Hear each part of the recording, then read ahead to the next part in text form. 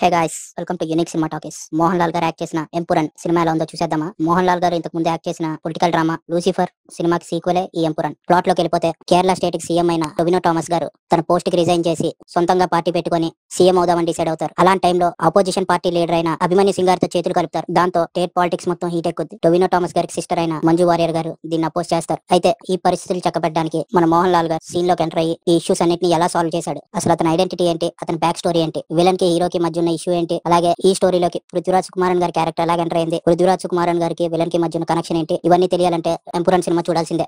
Action and political డ్రామాగా వచ్చిన ఈ cinema beginning నుండి రెండింటిని బ్యాలెన్స్ చేసుకుంటూ స్లోగా వెళ్ళిపోతుంది. సినిమా స్టార్ట్ అయిన ఫస్ట్ 50 minutes వరకు మోహన్ లాల్ గారు ఎంట్రీ ఉండదు. అయితే ఆ 50 minutes పృథ్వీరాజ్ కుమారన్ గారు మంచి పొలిటికల్ డ్రామాతో చాలా ఎంగేజింగ్ గా రాసుకున్నారు. మోహన్ లాల్ గారు ఎంట్రీ అయిన తర్వాత మంచి స్టైలిష్ యాక్షన్ సినిమా లాగా మారుతుంది. యాక్షన్ సీక్వెన్సెస్ అన్ని హాలీవుడ్ రేంజ్ లో ఉన్నాయి. Visuals and camera work stunning గా ఉన్నాయి. ఫస్ట్ హాఫ్ మొత్తం చాలా ఫ్లాట్ గా స్లోగా వెళ్ళిపోతుంది. యాక్షన్ సీక్వెన్సెస్ అండ్ కొన్ని డ్రామా సీన్లు ఇంగ్లీష్ సినిమా లాగా అనిపిస్తాయి. ఈ కైండ్ ఆఫ్ నరేషన్ కొంతమంది ఆడియన్స్ కి కనెక్ట్ అవ్వకపోవచ్చు. అలాగే ఫస్ట్ హాఫ్ లో చాలా క్యారెక్టర్స్ ఇంగ్లీష్ లోని హిందీలోని మాత్రమే మాట్లాడతాయి. లాంగ్వేజ్ అర్థం కాని వారికి ఇది కొద్దిగా ఇబ్బందే. ఇంటర్వెల్ కి ఒక మంచి ఎమోషనల్ ట్విస్ట్ ఇచ్చి సెకండ్ హాఫ్ కి మంచి స్టేజ్ సెటప్ చేసి సెకండ్ హాఫ్ ఓపెనింగ్ కే ఒక హై ఇచ్చే సీక్వెన్స్ తో ఓపెన్ చేసి సెకండ్ హాఫ్ మొత్తాన్ని నెక్స్ట్ లెవెల్ పట్టుకెళ్లారు డైరెక్టర్. ఫస్ట్ హాఫ్ తో కంపేర్ చేస్తే సెకండ్ హాఫ్ చాలా బాగుంటుంది.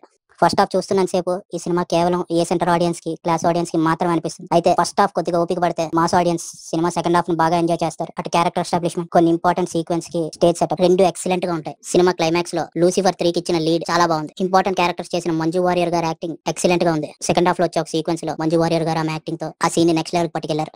సినిమాలో నెగిటివ్ క్యారెక్టర్ చేసిన టొవినో థామస్ గారు సటిల్డ్ గా తనకి ఇచ్చిన క్యారెక్టర్ ని చాలా బాగా చేశారు. అండ్ ఎక్స్టెండెడ్ క్యామియో చేసిన మన డైరెక్టర్ పృథ్వీరాజ్ కుమారన్ గారు యాక్షన్ సీక్వెన్సెస్ లో ఆయన స్క్రీన్ ప్రెజెన్స్ టెరిఫిక్ గా ఉంది. క్లైమాక్స్ ఫైట్ అయితే అద్భుతం. మోహన్ లాల్ గారు ఇటు పృథ్వీరాజ్ గారు కలిసి ఫైట్ చేస్తుంటే థియేటర్స్ లో ఆడియన్స్ కి మంచి హై ఇస్తుంది.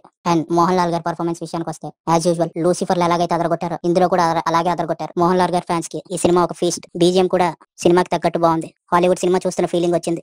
ఎడిటింగ్ ఇంకాస్త షార్ప్ గా ఉంటే బాగుండేది. ఈ స్టోరీకి 3 hours రన్ టైం అనేది కొద్దిగా ఎక్కువ అనిపించింది. ఓవరాల్ గా ఈ లూసిఫర్ సినిమా పొలిటికల్ డ్రామాని లేదా స్లో పేస్డ్ యాక్షన్ సినిమాల్ని ఇష్టపడే వాళ్ళకి బాగా నచ్చుతుంది. ఈ ఎంపురన్ లూసిఫర్ 2 సినిమాకి యూనిక్ సినిమా టాకీస్ ఇచ్చే rating 2.75 out of 5. For more filmy related content, do subscribe to Unique Cinema Talkies.